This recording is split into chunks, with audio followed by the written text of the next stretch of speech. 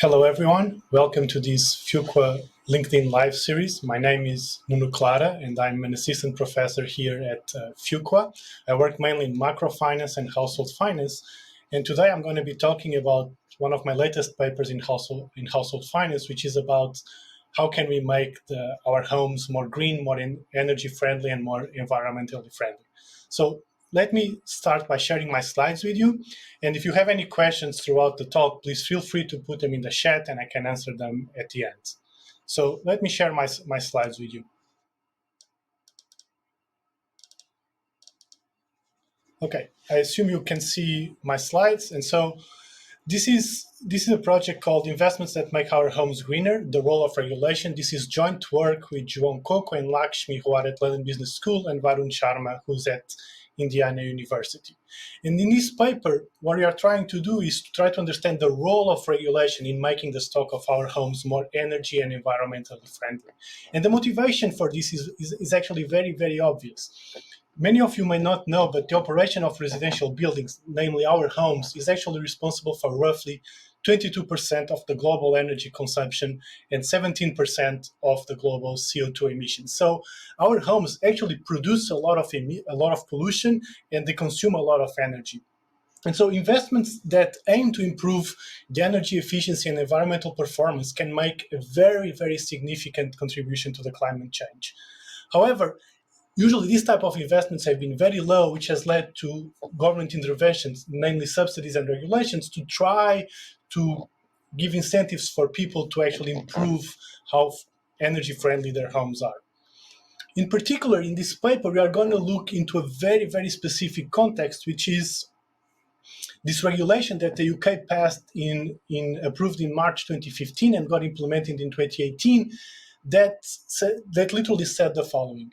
If you are a landlord and you want to rent your home, from April 2018, you need to be above a certain level of energy efficiency. And I'll be more specific about exactly what that means. This regulation, the reason why it was introduced was we assumed that inefficiencies in this private rental sector, meaning inefficiencies in the rental market, were more pervasive compared to inefficiencies in the market when you own your own home. And I'll talk a bit about that in more detail. So what do we do in this paper? Well, we take all the energy performance certificates for residential properties in England and Wales. So in the UK, if you own or rent a home, you need to have this energy performance certificate that tells you how environmentally and energy friendly your home is. And so what do we do in this paper? We evaluate investment in efficiencies rationale for the regulation to apply to the private rental sector. So we ask the question, should the regulation indeed apply to the private rental sector? Is that the sector of the economy of our homes that is more inefficient, or should it also be applied to the homes that we own and are not renting out? Then we look into whether this regulation indeed triggered investments that made homes more energy environmentally friendly. And then we investigate what exactly are the drivers of investments in energy and environmental efficiency. And we take a look into whether, if you are a landlord and you are improving your house such that you can rent it out, whether you are increasing your rent to pay for those improvements. And so I'm going to talk about each of these 4 or 5 bullet points into very much detail during my talk. So if you need to take one key message away with you today, it would be what is in this slide. Here's what we find. We find that actually properties or homes that are being rented out are actually more energy efficient compared to homes that people own. This is at first surprising, but once you take a look closely to the data, the reason why this is happening is because properties that you are renting out are more likely to be flats.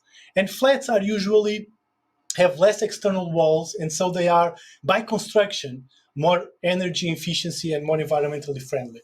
So once you control for that, for the type of home, whether it's a home or it's a flat, indeed, it is the case that properties in the private or rental sector are actually less energy friendly, less green, and less environmentally friendly. Now, did the regulation affect investments in energy efficiency? Yes. in lower rated properties, there were retrofits that led to very large energy efficiency gains. Most of the investments were concentrated in changes in the home that had low capital expenditures and high internal rates of return. So if you think about it, there's many ways you can improve the energy efficiency of your home. You can change the type of walls to make them have better insulation. You can change the type of lighting. You can change the way you heat your property. Most of the investments were in things that require low capital expenditures, and I'll be very detailed about that. The investments, however, led to very small increases in rents, which were definitely not large enough to compensate the additional investment. So if anything, if you think, where is the cost of this regulation hitting? Is it hitting landlords or is it hitting tenants? It's mainly hitting landlords. And then in terms of environmental performance, we actually find that while there were large improvements in energy efficiency, it does not mean that the homes became more environmentally friendly. And I'll explain exactly why energy efficiency or how much energy you use in your home is not exactly the same as how much carbon emissions your home emits. All right, so let me give you some institutional background and describe the data we use so that then we can look into the results more carefully. So we are going to be looking into these certificates that document how energy efficient and environmentally friendly a home is. In England and Wales, if you want to sell or rent out a property since 2008, you need to have this type of certificate. Having this type of certificate is actually quite cheap. It costs between $60 and £60 and £120. And the way this works is, if you want to have a new certificate, there will be an assessor that will come to your property and will actually make a very, very careful inspection of your property and that make an assessment based on some government-approved software. And so the certificates are going to provide a measure of how energy efficient your home is between 1 and 100. You can think of 1, your home is not efficient at all. 100, your home is very, very efficient. It's going to provide very detailed data about the quality of the elements of your home, such as walls, your main heating, your lighting, and it's going to categorize them with star ratings from 1 to 5, where 5 is you have the best type of walls in your home possible, and 1 you have very, very poor walls. And then it's going to give recommendations how you can improve the energy efficiency of your home with some indicative figures for how much the investment would take to make it more efficient and how much savings in energy you could get. And also, the certificates also provide a measure of an environmental impact of the property. So let me show you exactly, once you get one of those certificates, what you get. Well, you're going to get a rating between 1 and 100, from least efficient to most efficient. If your property is very efficient, then your property will have a rating of A. If it's very inefficient, it will have a rating of G. And the regulation in the UK, what the regulation said is, well, if your home is very poor in terms of energy efficiency, meaning if your home has a rating of F or G, you can no longer rent it out to someone unless you upgrade it, you improve it. And so this is the data that we are going to use. You are going to use the data on all these certificates. And let me be clear, so we have about 14 million properties in our sample. So we cover pretty much all the properties in England and Wales. And for some properties, we only observe one certificate, meaning that this is someone who either owns a home or rents a home and only requested one certificate throughout the life of the home. Some properties have 2 certificates, 3 certificates, 4 certificates. And this is going to be important because the properties that have 2, 3, 4 certificates are the properties where we can actually track, using the certificates, the investments and the improvements in energy efficiency. So most of the results I'm going to show you today are going to be focusing on these properties that have more than one energy efficiency certificate. Let me show you the distribution of the data. If I plot on the x-axis energy efficiency, again, from 1 to 100, where 100 is the most efficient and 1 is the least efficient, let me show you 2 distributions. The blue distribution is a distribution of energy efficiency for homes where the owner only requested a single certificate. That would be the blue distribution. Now, the orange distribution is the distribution of energy efficiency for properties where the owner requested more than one certificate, 2 or more. And this is the distribution of energy efficiency on the first certificate that they requested. And you can see that the distributions are not identical. If you are either a homeowner or a landlord that requests more than one certificate, you are more likely to have a distribution of energy efficiency that has more mass on the left tile. So your home is more likely to be poor in terms of energy efficiency. All right. So let me show you a bit how on the sample where we can observe two homes, what exactly are the trends. Let's focus on the first panel of this table. If I cut my sample into properties from the lowest efficiency to the highest efficiency, properties in the lowest efficiency on average have 40 points in terms of energy efficiency. Remember, it's a range from 0 to 100. And on average, they improve 33%. On average, from the first certificate to the second, they increase their energy efficiency by 13 points. Properties that are in the middle of the distribution, on average, have 60 points, and on average, they improve 1% over our sample, improve 1 point over our sample, so 2.2%.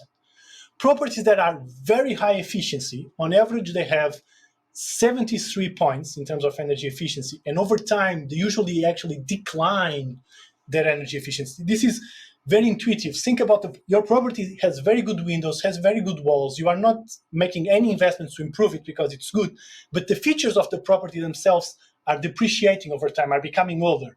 So properties that are very energy efficient, on average, they decline their efficiency over time. So because the stock of housing in the UK was very old and it's on average not very energy efficiency, the government stepped in and made a regulation that I'm going to describe in more detail on these next few slides. The regulation aimed to improve the energy efficiency of these worst performing buildings and potentially also reduce carbon emissions. And so here's how the regulation worked.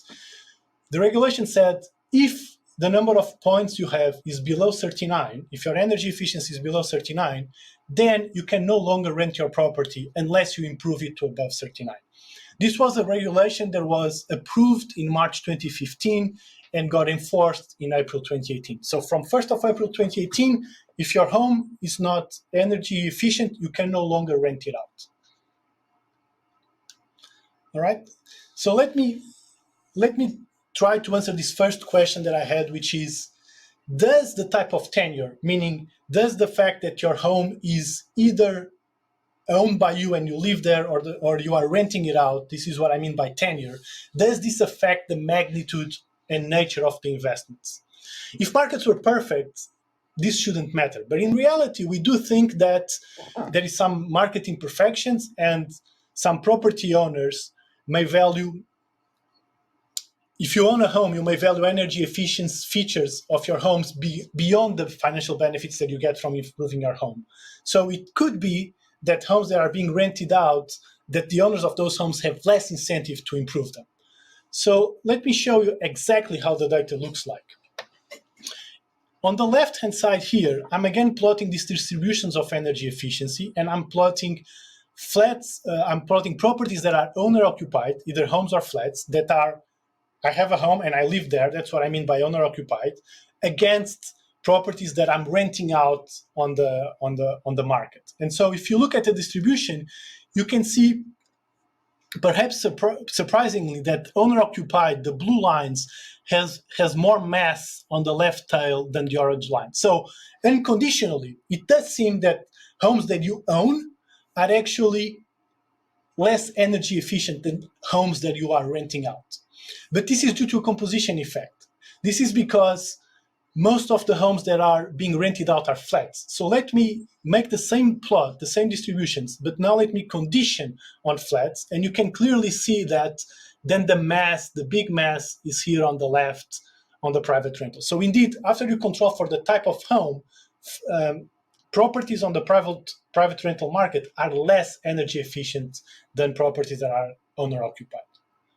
Now, let me talk about the regulatory intervention and whether this led to investments in properties or not. Let me keep showing you these distributions because I think they are fairly intuitive.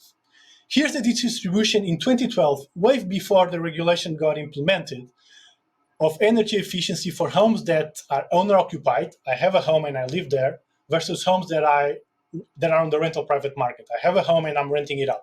You can see that these distributions are very similar. Now, the regulation, what the regulation said was that if your energy efficiency is below 39, then you can no longer rent it out. So let's make the same distributions a few years after the regulation. And so this is what I'm doing here. In 2018, which is exactly the year after the regulation got introduced, I'm plotting the same distribution. And you can see that properties that are owner-occupied, they are not being rented out, they start to bunch around the threshold, but not a lot. On the other hand, properties that are on the rental private market that are being rented out, if you are below the threshold, you can no longer rent it out. So you can see that landlords, they did improve their homes, and they improved the bare minimum to bunch right at the threshold. So the regulation did trigger investments on homes that were on the rental market. Let me show you exactly what happened. So this is, on the left axis here, I have the average improvement over time. So I have time on the x-axis, and you can see that homes that are not being rented out is the blue line, and homes that are being rented out, they were improving the same number of points up until the regulation. After the regulation, then properties on the rental market started to improve much faster. And this was because precisely landlords knew that if they wanted to be able to rent their properties, they had to improve the energy efficiency of their properties. The next question is, what were the type of investments that landlords did? And so this is a big table. Let's just focus on the right panel, which is properties on the private rental market. And let's compare what are the type of investments that landlords are doing. And I have put in bold the two major types of investments that landlords are doing. And they're mainly investing in thermostats and low energy lighting. These are the big jumps in investments. You can see here how much the points jump. And the reason why these are the two biggest categories that landlords are investing is because these are very cheap. It's very cheap to change the light bulbs of my home. I just go there, I take off the light bulbs that are not energy friendly, and I update them for energy friendly light bulbs.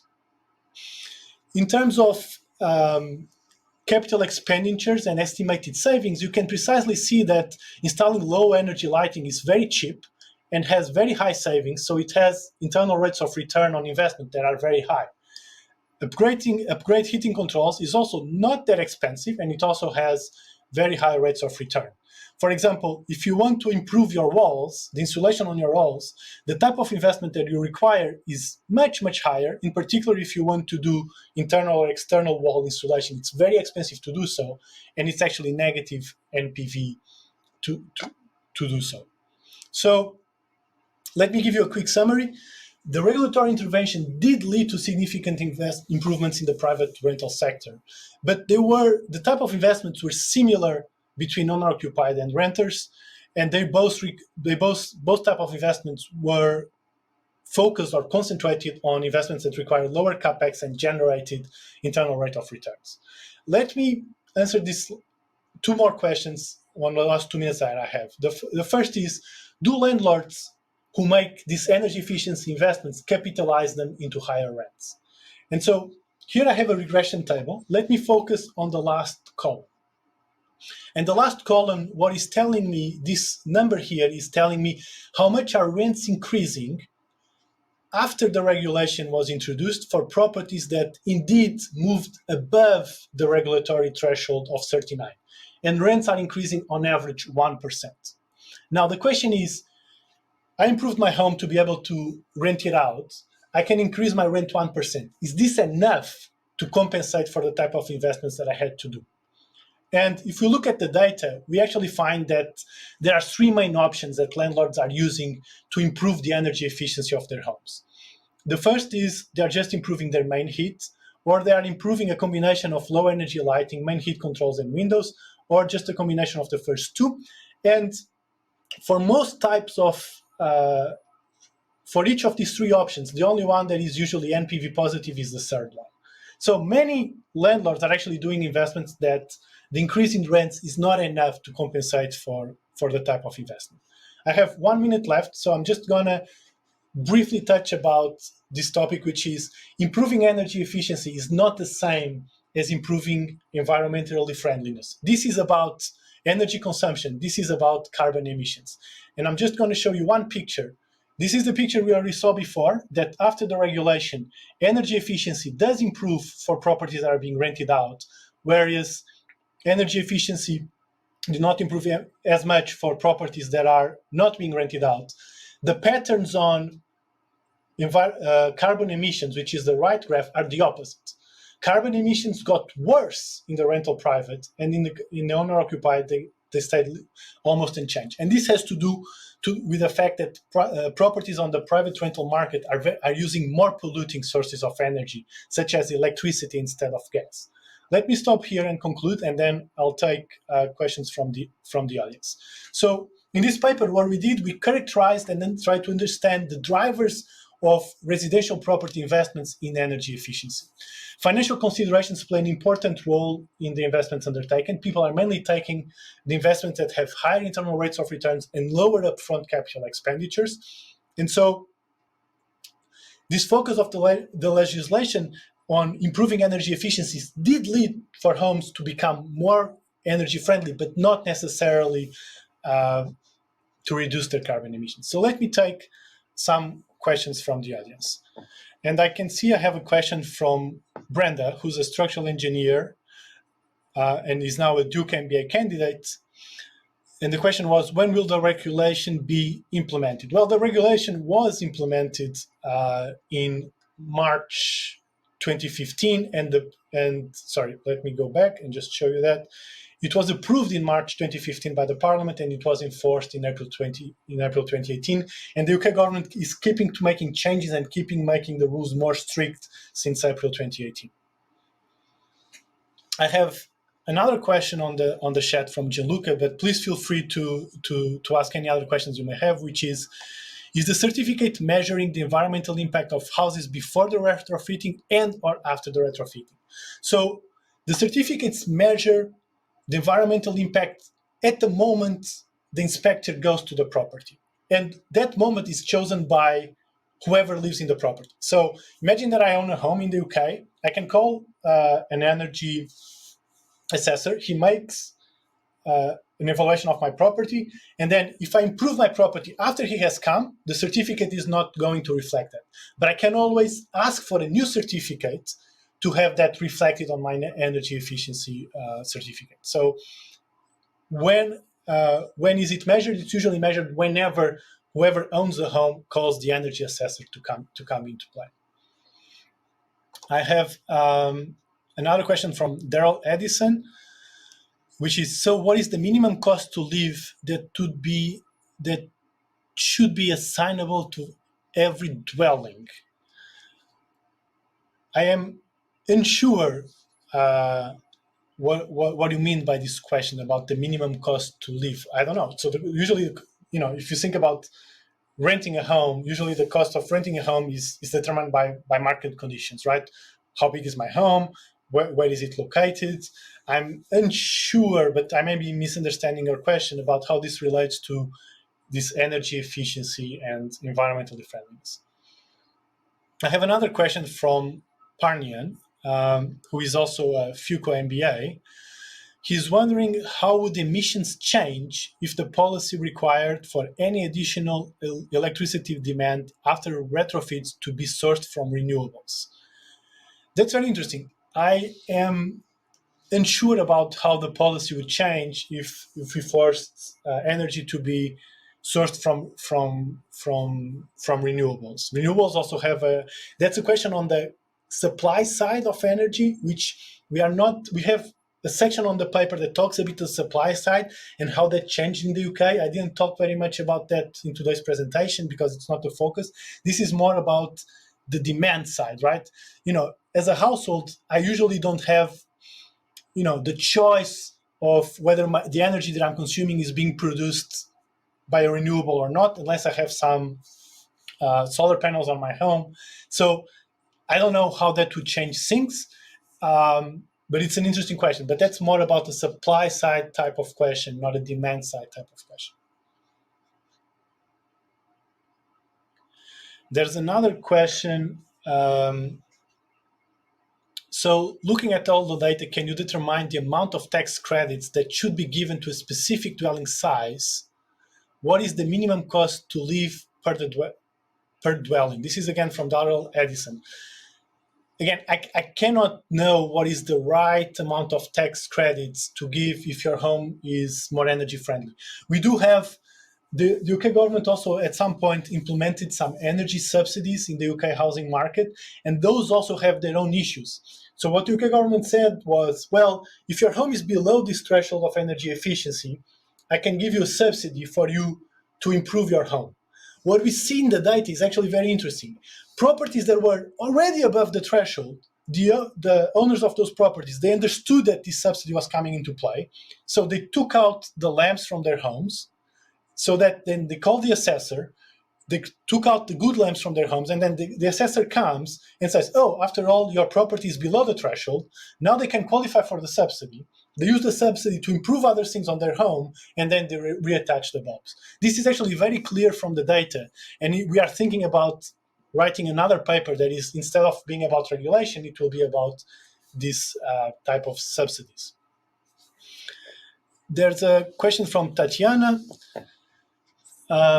She says, how does this regulation impact the suppliers of electricity? What is the direct impact to suppliers of energy as we see the transformation of a market that is more energy efficient? Well, the most obvious impact is that these properties are going to start using less energy. And so there will be a less demand for energy overall.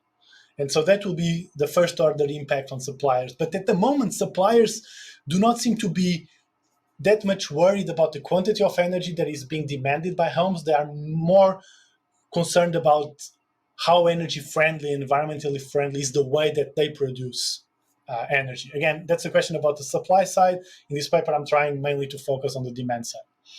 There's a question from Weekend Wang, who is an MQM student here at Fuqua. He says that he saw the bar chart for 2018 that not only has a discontinued rise at 39, but also a big rise around 50. What is the reason for that? Okay, let me show you this table. The second discontinuity is actually not around 50, it's around 55. And that's precisely because it's when you improve your energy efficiency from E to D. And so when the UK government implemented this regulation that said you need to have your home above F, they also said that in the future, they may change the regulation to be above E. And so once you look to the 2018 charts, there were clear some landlords who decided to improve immediately to two jumps instead of one jump. All right, there's one question that says we can specialize in carbon sequestration. It would be great if we could interrelate the tax credits from that with the uses of energy. I agree. I think carbon sequestration would be a great thing, and would definitely help. And if we could give tax credits for people to do this type of carbon sequestration, would be great. I have nothing to say on this paper about that, because in the UK there's no homes doing any kind of carbon sequestration, at least as of yet. I feel that the technology is still expensive to get to that stage. One question from Gianluca, do you know of similar different government policies around the world? To be honest, I don't. This type of policies that impact the private rental market seem to be a thing that is very pervasive in the UK.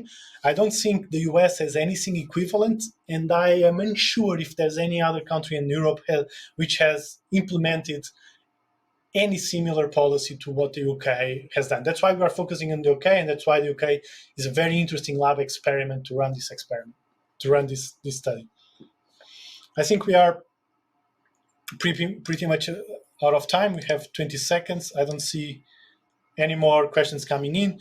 It was great to having you here on LinkedIn Live. Thank you very much.